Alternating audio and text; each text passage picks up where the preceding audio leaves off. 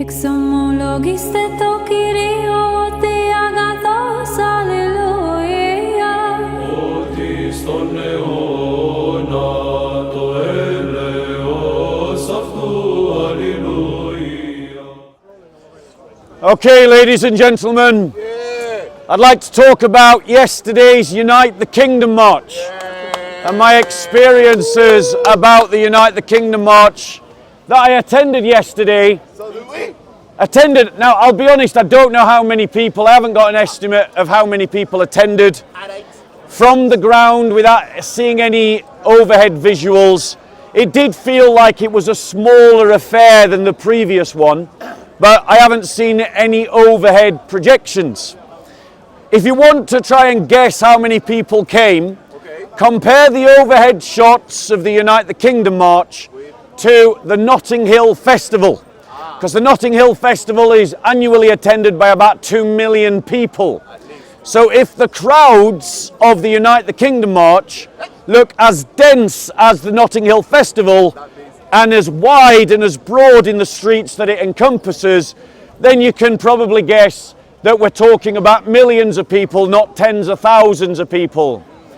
Now, I went on that march, obviously, because I care about this country and I care about the things that are happening in this country, as did tens of thousands, at least, of other people. They didn't go because they were racists. And if they were racists, then they're a weird alliance of racists. Because I saw black people on the march, I saw mixed race people on the march, I saw Indians on the march, I saw Iranians on the march. Now, if you've got that multi-ethnic alliance of people marching, the question is, who are they being racist towards? Were we all being racist to one another? That makes absolutely no sense at all. Now, the answer of the progressives is that we were being racist to Muslims. Now, that's weird, because if you ask any Muslim in this park, is Islam a race? They're going to say no. Islam is not a race, and so therefore Muslims are not a race, and so therefore you cannot be racist against Muslims, ladies and gentlemen. This is common sense, of course, to everyone with 2 brain cells, but the progressives don't have 2 brain cells amongst them. And so our great leader, the tyrant, Sir Keir Starmer, our Starmer, went on for a week, ladies and gentlemen, talking about how this patriotic protest was there to spread hatred and division and was made up of thugs. These thugs obviously included 80-year-old grandmothers, ladies and gentlemen. It was obviously a lie to speak to a voter base that the Labour Party is losing. Why did he want to sound so muscular and sound so strong against the patriotic movement? It's because he's losing votes on the left to the Muslim independent vote and to the Green Party. And so he's trying to set himself up and the Labour Party up as the opposition to the nasty racists of Tommy Robinson to try and win back votes from the Greens and the Muslim independents. But what he doesn't seem to understand, ladies and gentlemen, is that people can see past the lies. When you watch videos, ladies and gentlemen, of a multi-ethnic mass of people all marching with Tommy Robinson, it clearly is not about race, is it? No. Let's look at some of the agenda points of the Unite the Kingdom March. They argued in favour of freedom of speech. Put your hand up if you are in favour of freedom of speech. Put your hand up. People of different ethnicities care about freedom of speech, because it is a common good. It's a good for every kind of people. Isn't it ironic that on the pro-Palestine march that also happened yesterday, they were complaining about how free speech was being clamped down upon? Weird that, isn't it? That the nasty racists of Tommy Robinson are talking about an issue that is a concern to the anti-racist march that marched on that Saturday as well. They also talked about controlling mass illegal immigration. Stop the boats was a common chant. Put your hands up if you don't agree that our borders should just be penetrated by criminal gangs, ladies and gentlemen, and that our immigration policy should be dictated to by crooks and villains working from the continent. That, ladies and gentlemen, is not a racial concern. That is a national concern about borders. And there are many legal immigrants who have come to this country having done all the paperwork and paid all the bills and jumped through all the hoops, who feel that they have been cheated because they've done everything right and paid thousands of pounds to come to this country legally, and then they are watching illegal immigrants come in and get literally the 5-star treatment. How is it not a concern to point out the injustice that many of the homeless on our streets are ex-servicemen from our armed forces who end up sleeping rough, and they don't get free hotels. They get left on the street to die of cold. They get left on the street to have drugs pushed onto them by drug pushers and to be pissed on by people who don't care about the homeless. Why is it not fair or just or right to point out the injustice of illegal immigration into this country? What was another concern of that march? They wanted to point out the plight, ladies and gentlemen, of millions of Christians in Nigeria who are being butchered and slaughtered by Islamists in northern Nigeria. A real genocide that is happening that our liberal elites don't want to talk about. That is, this patriotic movement is standing up for an African Christian population in another country. How is that racist, ladies and gentlemen? And if you're a Christian, you should absolutely care about the genocides of Christian populations around the world, ladies and gentlemen. Their fight is our fight, ladies and gentlemen. It is. What was another one of the concerns that they wanted to talk about at the Unite the Kingdom March? They wanted to talk about the abuses of an Islamist Iranian regime that has killed tens of thousands of its own citizens. That's how racist these patriots are, that they actually care about what's happening to Muslims in a Muslim country, ladies and gentlemen. But they are speaking up for the Iranians who are suffering under the Ayatollahs, ladies and gentlemen. What was another one of the topics that the Unite the Kingdom March wanted to talk about? They wanted to talk about Islamization, ladies and gentlemen, and how in our country there is an ideology being pushed that will, if it comes to dominate, reduce every non-Muslim into being a second-class citizen in this land. Because that is what Sharia law teaches, that you will be made a second-class citizen because you are not a Muslim. And if you are a Muslim woman, you will also be made a second-class citizen. Different laws for different people under Sharia law. Whereas what was the patriotic movement standing up for? One law for all and equality of all under the law. Which one do you want to choose, ladies and gentlemen? Because the progressives have a blind spot. They don't want to stand up to an apartheid system if that apartheid system is called Islam, ladies and gentlemen. Now, I want to point out that there were racists trying to attach themselves to the patriotic movement. They were there, waiting for the crowds to pass, handing out leaflets talking about Britain becoming a white minority.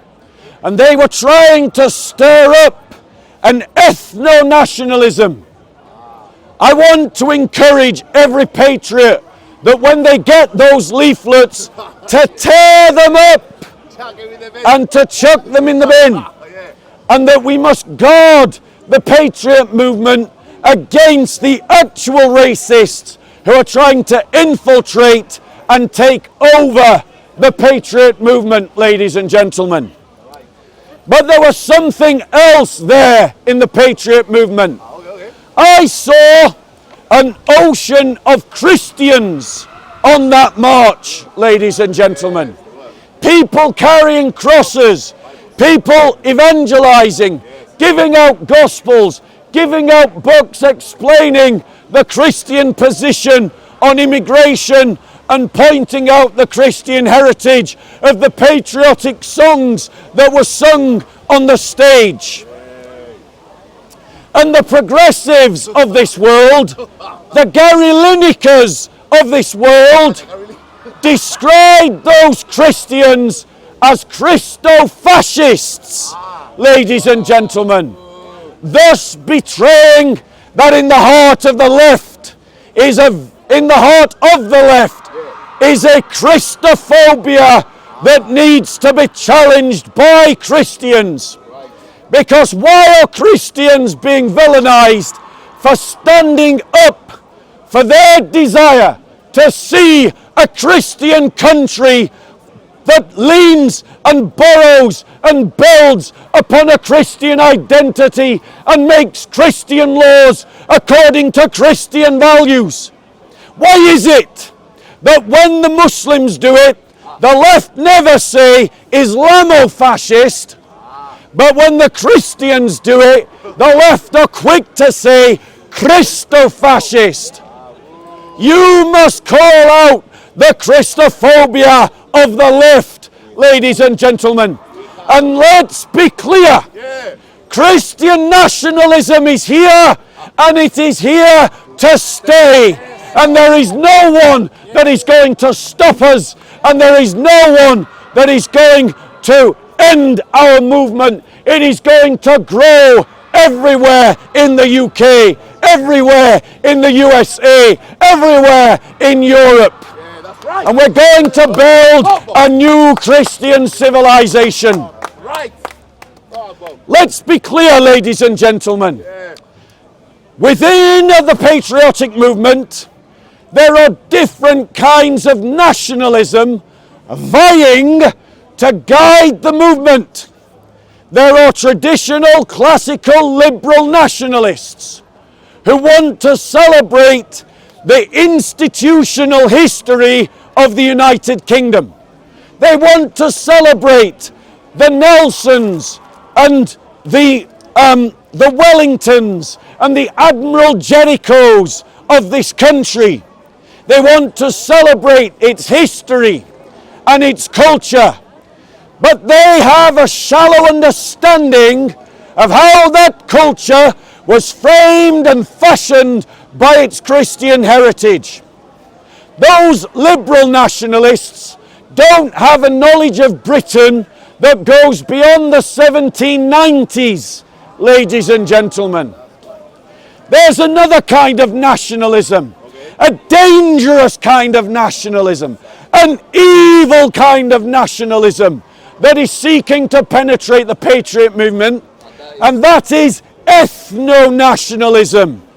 You can always spot the ethno-nationalists because they blame the Jews for everything.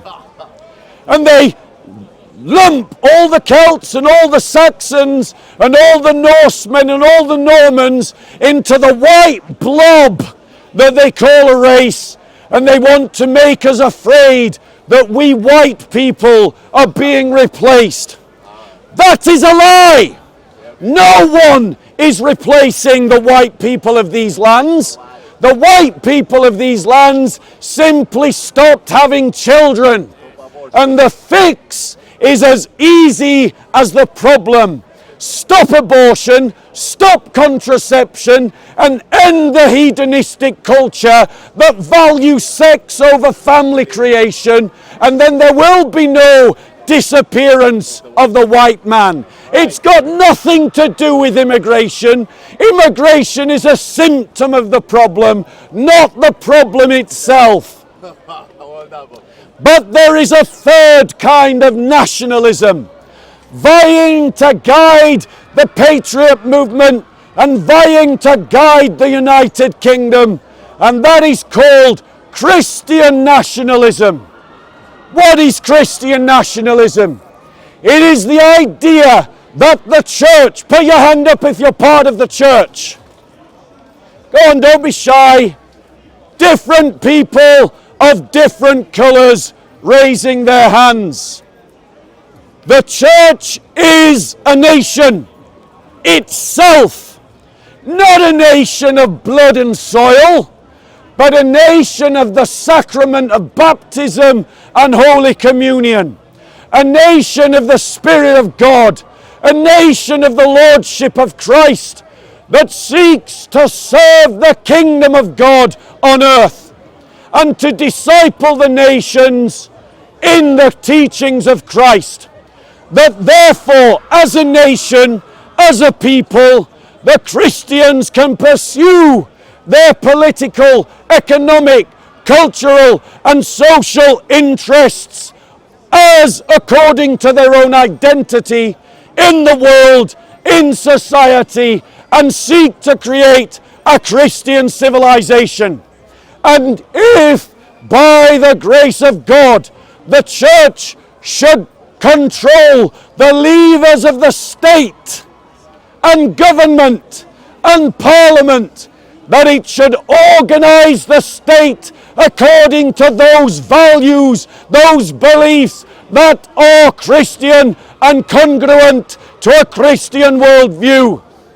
Now, ladies and gentlemen, versus these three kinds of nationalism, what do we have as the alternative?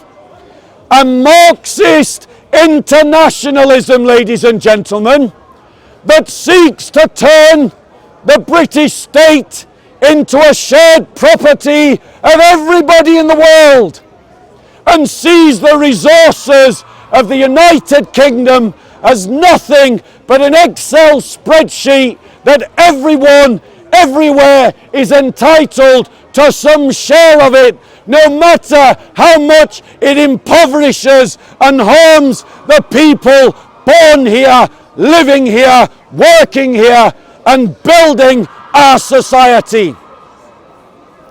We mustn't just renationalise some economies, we must renationalise the state itself according to the doctrines of Christian nationalism, ladies and gentlemen. That is the challenge that we face. And that is the challenge that we Christians must commit ourselves to. Do not listen to the cowardly church leaders at Christian Premier Radio or at the Evangelical Alliance. Here's looking at you, Danny Webster. Do not listen to the captured, syncretized, compromised Christian establishments that seek to villainize Christian nationalism. Listen to the authentic voices of Christian nationalism, and whether your pastors like it or not, commit yourself to the project of Christian nationalism. Thank you very much. Any questions? Well done, Paul, well done. Any questions? Also, is there any water? Any water? Nothing? Any questions going once? Aye, it'll have to be a fresh bottle, but thank you. Any questions going once? Well, how can we as individual believers, not as leaders of a church? I'm from Australia. I came here yesterday. Go to Tommy's to meet you. Yeah. Actually, you first, Tommy second. In fact. But as an individual Christian, is that a sinful life? Who's come to the faith late in life?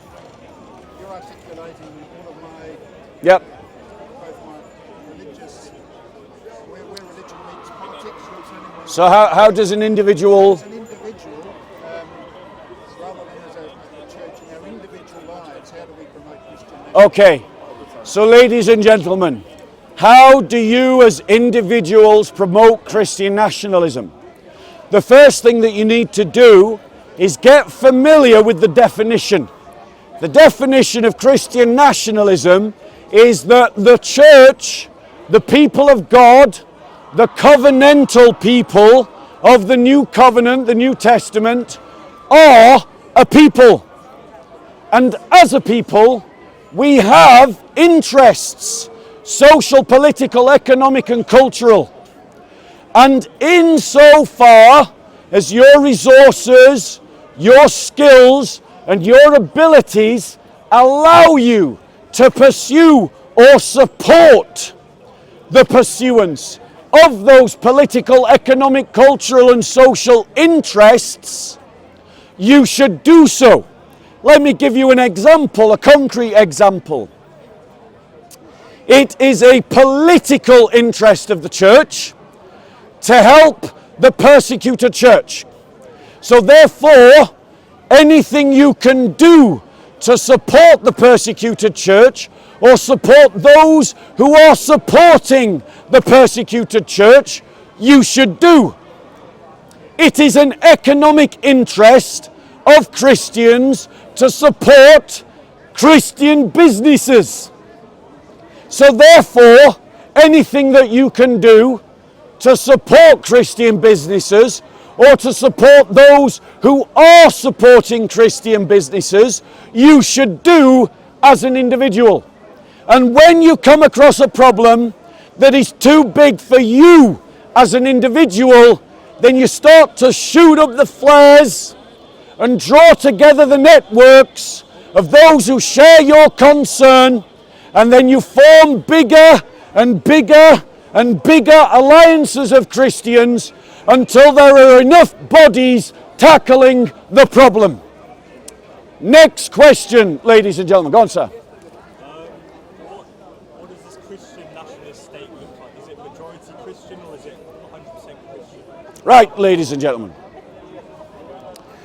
A Christian nationalist state would look like if, by the grace of God, the rulers of the state follow the ideology of Christian nationalism. Now, how they get there depends upon the circumstances. I hope for a democratic change of government that leads to a Christian nationalist government that is democratically elected and then begins to govern according to the principles of Christian nationalism. And before anyone says to you, but not everybody's Christian, I want to point out to you that the vast majority of people in this country are not socialist. The vast majority of people in this country are not environmentalist. And the vast majority of people in this country are not free market economists. But yet we never object when those ideologies have governed us in the past with the complaint that not everybody shares that ideology. I hope that answers your question, sir. Any other questions on the topic? Thanks, bro. Any other questions on Christian nationalism? Go on. Isn't the bigger problem with the declining birth rate, doesn't it more have to do with economics? So the sister makes a good point. The declining birth rates in the West is to a large extent influenced by the failure of the economic systems in the West, ladies and gentlemen. Those strains upon our economy have been exasperated by decades of abortion. The reason why, ladies and gentlemen, is because as a society, we are making choices to fund the welfare state that rewards individual work shyness rather than funding families and the creation of families. If we redirected our tax system to support families and the creation of families rather than individual work shyness, or a NHS that forever and ever and ever tries to keep you alive from every possible disease, we would see families having children. And when we have children, we populate our economy and our society and our culture. The Bible teaches that a dearth of children leads to the death of a nation. It's not rocket science, but if our politicians followed the Bible and valued the things of the Bible, our country would not be in the state that it is now. Any other questions, ladies and gentlemen? Yeah, of course you can.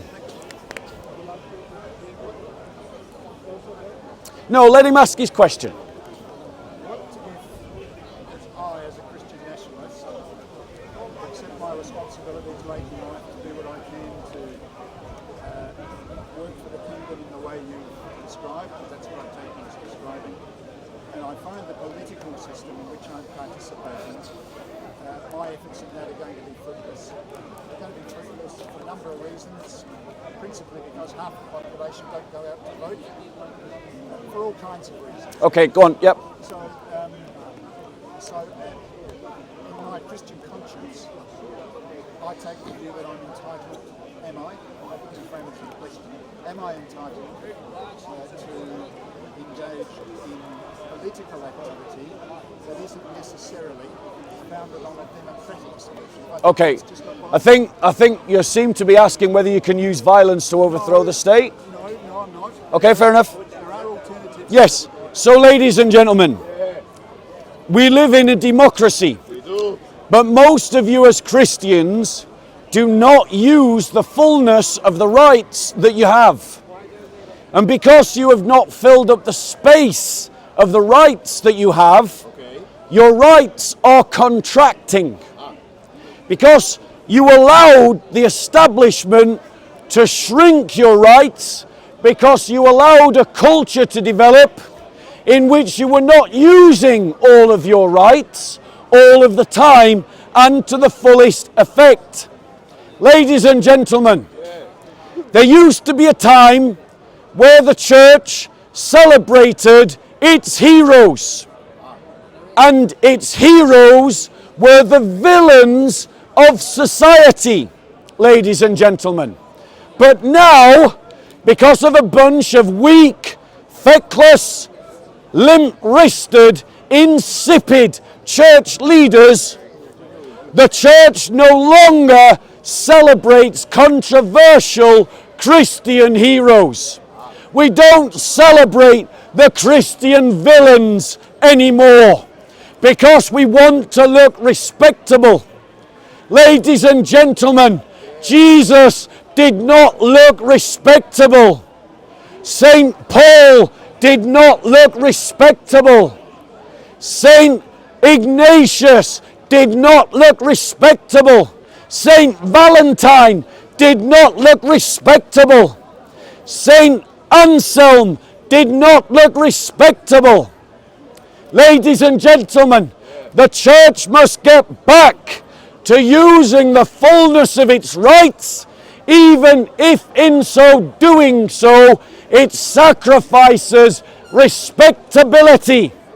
And we must rally to the cause of the martyrs and the confessors who are suffering for the faith, even if our society villainizes them and says that they are the bigots.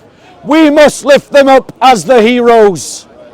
And we must develop a culture of martyrdom in our churches once again.